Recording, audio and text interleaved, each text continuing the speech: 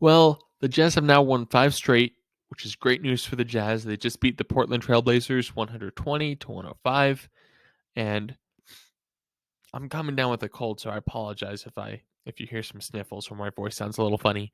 Um, but good game for the Jazz. I have a few notes about the Trailblazers that I thought was interesting, so I'll take just a minute or two to talk about that. I know this is a Jazz channel, so I'll try to make sure most of this video is talking about what we can take away from the Jazz, and I'll definitely get to that. But I think the Portland Trailblazers are a really interesting team, and two big takeaways that I saw from them. I don't think like by me saying they're an interesting team, I don't mean they're on the verge of contending for a championship. Obviously, they're not a great team right now. They're well below 500. What is it? 13-21.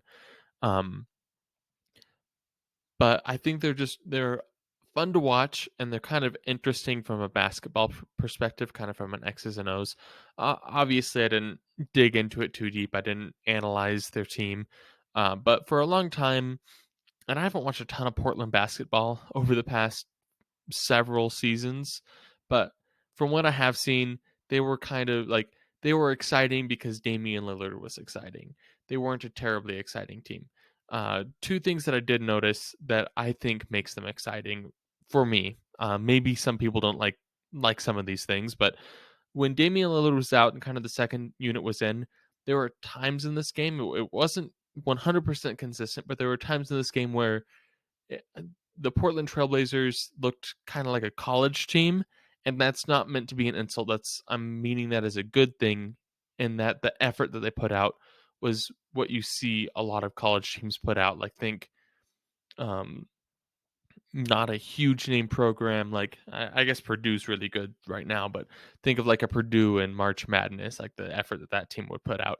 Um, but it was really fun to watch that. You don't see that in the NBA a lot, particularly with teams that have a lot of star power. Um, so I saw some great hustle. Uh, I, the hustle is great, but the Jazz are a good enough team that hustle's really not enough. You need some solid defenders and some solid schemes to beat them. The other thing that I noticed that was interesting, this happened when Dame was in or out. Um, but they like the Portland Trailblazers. They're one of the few teams that I've seen so far this season that could control the pace of the game against the Jazz. And controlling the pace is a big thing, and being able to adapt to different paces is a huge part of winning. Um, I think it's something that can be overlooked. The Jazz are a team that normally can control the pace of the game, and when they can't, they're able to adapt to almost any pace. So that's why the Blazers controlling the pace against the Jazz at times. It wasn't the whole game, but they had stretches where they were. Um, it didn't really impact the final score that much because the Jazz are able to adapt to almost any pace. But the Blazers run at a fast pace. They're pushing the ball on offense. They're making great fast break plays. Um, they're making exciting plays. They're looking to score quick. And then on defense, they're not looking to let the Jazz sit and run the shot clock down while they let something develop. They want to force the Jazz into a shot immediately, hopefully a miss from the Trailblazers' perspective, or force a turnover or something. And they were looking to make plays early in the shot clock on defense, which a lot of teams have the mindset of, oh, we're on defense. We just kind of react to what they're doing. But there were a few plays where I'm not saying the Trailblazers are an excellent defensive team, but there are a few plays where they were proactive on the defensive end. They it's kind of hard to explain, but if you watch some of the plays, that was kind of the vibe I was getting. So I thought that was interesting. Um, I think that's something that more teams should adopt on the defensive end, kind of having that aggression and taking control, even though you're not in possession of the ball, uh, could be really great for a lot of teams, especially teams like the Portland Trailblazers who don't have any lockdown defenders. So I thought that was interesting. Let's jump into the team stats and what I saw from the Jazz. But this season, I'll probably bring it up almost every single episode unless I stop seeing it as a problem altogether. Well, not episode. This is a post game review, but um, A recurring problem I'm seeing with the Jazz is they're not taking enough shots and they're turning the ball over too much. That didn't happen this game. The Jazz were playing the Trailblazers. The Trailblazers are a little bit shorthanded. Um, so obviously, like it's not like they're playing the Bucks or anything. But they shot only one less shot than the Trailblazers. I'm happy with that. That's close enough to equal. And they were even on the turnover battle, or not battle, but turnover numbers, I guess. Yeah. So I'm happy with that. Plus, the Jazz shooting almost 53% from the field. And when you shoot about the same number of shots, it's going to be hard to beat any team when they shoot the same number of shots as you and they're shooting 53%. So those were the things that stood out from me, stood out to me from the team stats.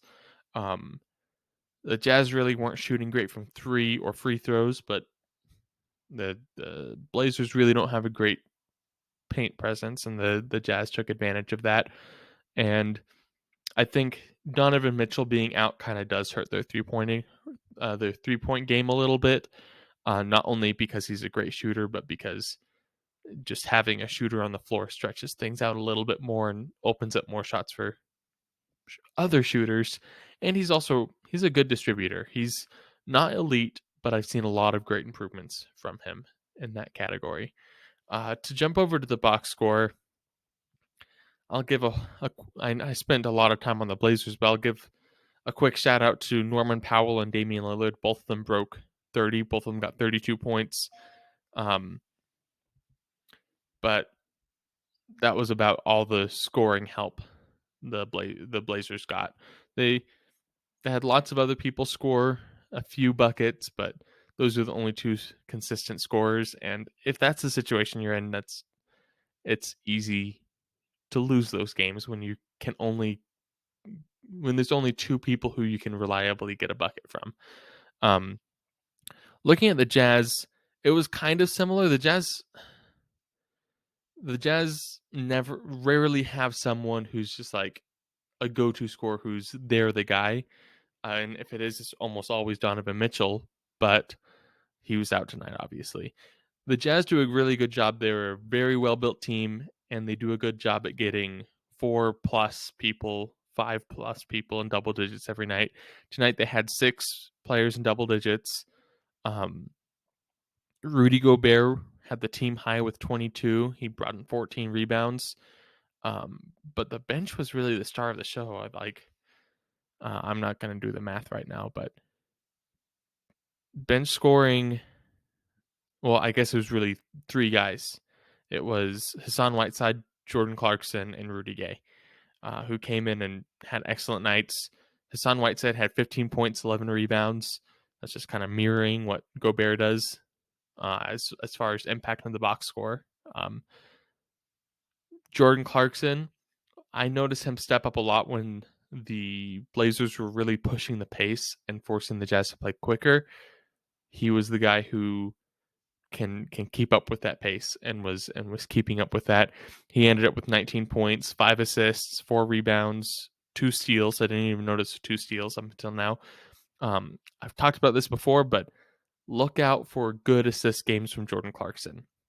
He used to be he's a score only guy. He'll get 1 or 2 assists sometimes, but I think he's been actively putting in the effort to be a distributor, find his teammates when they're open, and it's not been every single game, but I've seen several games where he's been getting good assist numbers.